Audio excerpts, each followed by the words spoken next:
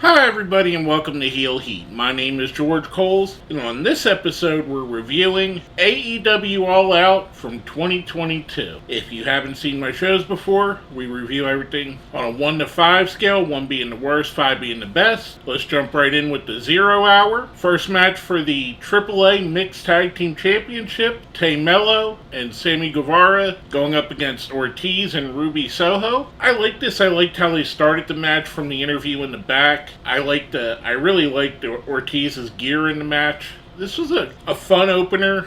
Eventually, Anna Jay comes down. She gets involved. The team of Tay and Sammy pick up the win. I'm going to give this one a 3.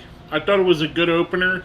I thought it was really fun. I'm going to kind of rumble through these really quickly because it's a long card and I'm actually kind of tired. I'm recording this like less than 5 minutes after the show aired. Next up, we have Hook versus Angelo Parker. This was your normal Hook match.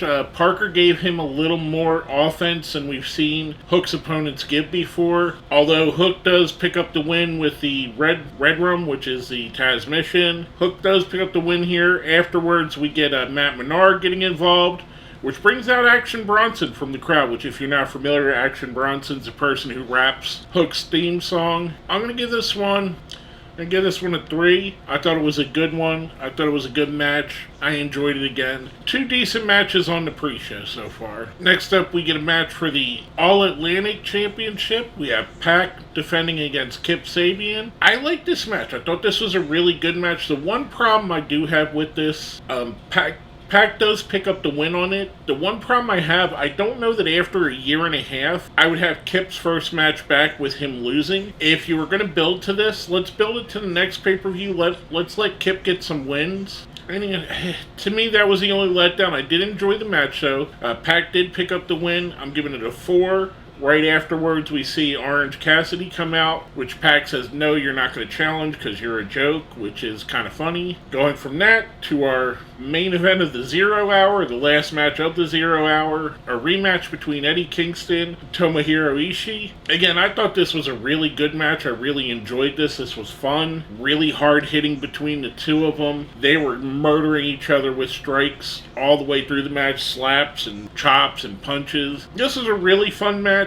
Kingston picks up the win here. I'm giving this one a 4 as well. Then we go right into the main card. The first match of the main card is the Casino Ladder match, and I'm going to name these in order of entrance. We have Wheeler Yuta versus Rey Fenix versus Roosh versus Andrade El Idolo versus Claudio Castagnoli versus Dante Martin versus Penta El Zero M versus the Joker, which I really liked this match. I thought it was a fun match. It was a fun car crash match. We see at the end, towards the end of the match, a bunch of masked people come out. I kind of thought it kind of reminded me of the Dark Order in the first Double or Nothing, how they came out.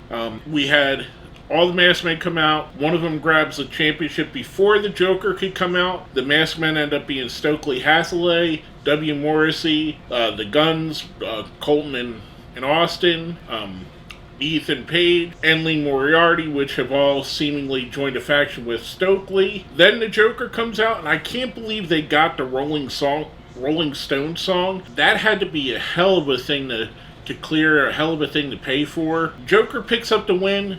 It's a masked Joker. He does not reveal himself. It kind of looked like the masked wrestler, for you people that are a little bit older, from Wrestling Secrets Revealed, the mask that they use. But anyway, he doesn't reveal himself here. I'm going to give this a 4. I thought it was a good car crash match. The end, a little bit underwhelming, that the fact that the Joker didn't reveal himself kind of hurt the match in my opinion a bit. Next up, we have the finals for the Trios Championship. The Elite of Kenny Omega and the Young Bucks going up against the Dark Order of Alex Reynolds, John Silver, and Hangman Adam Page. This was probably my favorite match of the night. I do think they should have played a little bit more on the Page and his ties with the Elite, with Omega, his ties with the Bucks, and they kind of downplayed it a bit. Maybe they're going to go somewhere else with this. I really enjoyed this match. I thought it was really fun. The Elite picks up the win to be the inaugural Trios Championships. I'm giving this match a 5. I thought it was really fun. Next up, we have for the TBS Championship, Athena versus Jade Cargill. Jade, by the way, looked absolutely fantastic coming out in the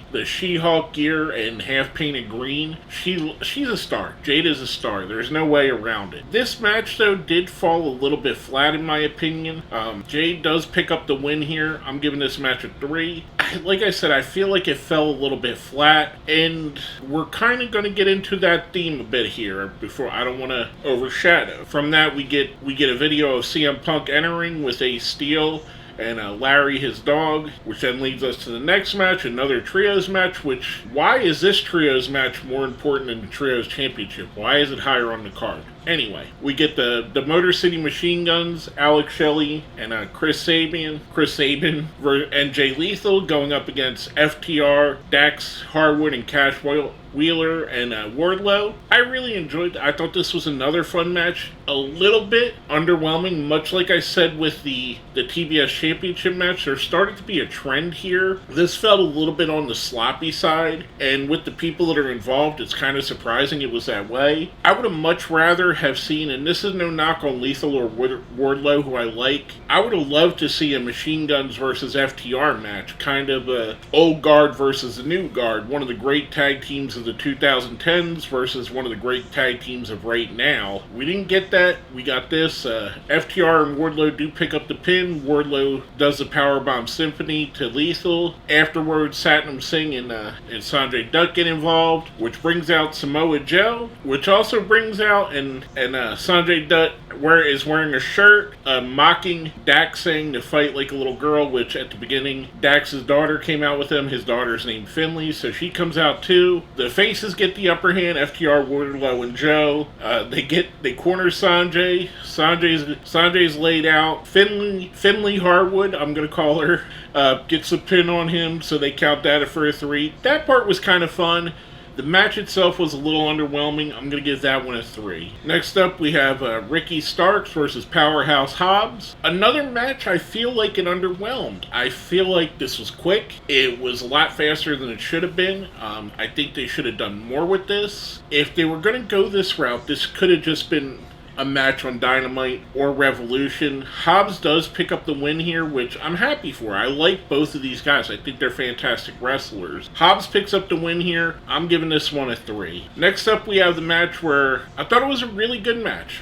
I'll say that ahead of time. We have Swerving Our Glory, Swerve Strickland and Keith Lee going up against Acclaimed, Anthony Bowens and Max Caster for the Tag Team Championship. I enjoyed the match. I thought the match was good. However, I think I agree with the crowd. This is kind of where the crowd turned on the whole show. The crowd from here out, I don't think ever quite got back into the show until the very, very end. They were obviously 100% in the corner of the Acclaimed. Swerve in Our Glory, they had some fantastic heel mannerisms during the match. They were more than willing to play the heel parts during this. Eventually, Swerve in Our Glory does pick up the win. The fans do not like it. I thought it was a good match. I did not like the outcome. I agree with the fans here. I would have gave it to the Acclaimed. Even if that wasn't the plan going into this, when you had that big of a reaction, an audible should have been called. I'm going to give this match a 4. I thought it was good. I enjoyed the match. The ending took away. If the Acclaimed would have won, I probably would have gave this match a 5. Next up, we have for the Interim Women's Championship, a Fatal 4-Way.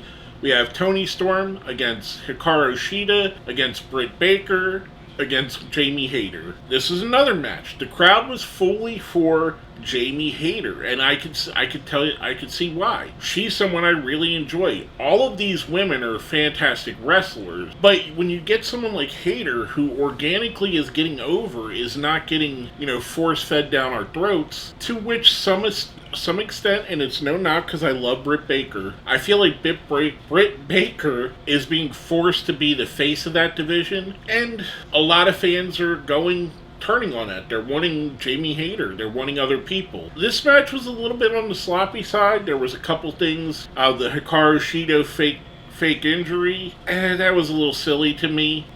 Eventually, Toni Storm does pick up the win here. I'm going to give this one a 3. It was the second match in a row that the fans didn't get what they were obviously cheering for. I don't see it as, in this match, it wasn't such an obvious wrong choice. Toni Storm being the champion is going to be a fantastic champion. So are Swerve and Keith Lee. But I think with 2 matches in a row where the obvious favorite of the fans did not win, it kind of really helped, and it really started to kill the crowd. And like I said, I feel like after the Starks and Hobbs match, after the tag title match, that's the crowd started dying, especially after the tag titles didn't change. So we didn't really get the boisterousness, and it could have been the timing, because this was a 4 or 5 hour pay-per-view by the end of it.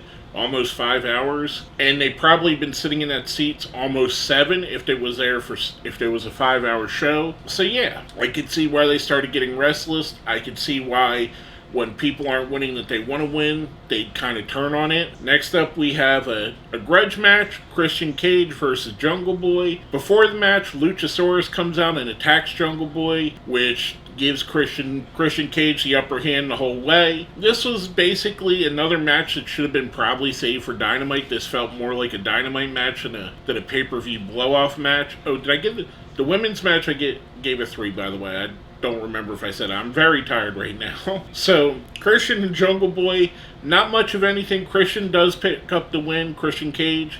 I'm giving this one a 2. Next up, we get another match where I feel like the AEW went against what most fans would have wanted to happen. Bryan Danielson versus Chris Jericho. Yeah, it was cool. Chris Jericho came out to White Zombie again, came out with the Lionheart stuff. I don't think Jericho should have won here. Jericho has beaten Danielson too often. Danielson needed to get this win to keep the perception that he's a big name, that he's a big talent. I know you're not going to kill that. I know that they could pull the trigger right now and have a Danielson title run and no one would scoff at it. But at some point, he has to win some of these big matches. With Jericho picking up the win here, I think it was another one of these. This is probably 3 of the last 4 matches, in my opinion, the wrong person won. And it's starting to, even with me watching it on TV, I'm starting to go like, well, what? I don't know what they're doing here. But anyway, this definitely feels like the continuation of a feud, not something where Danielson should have won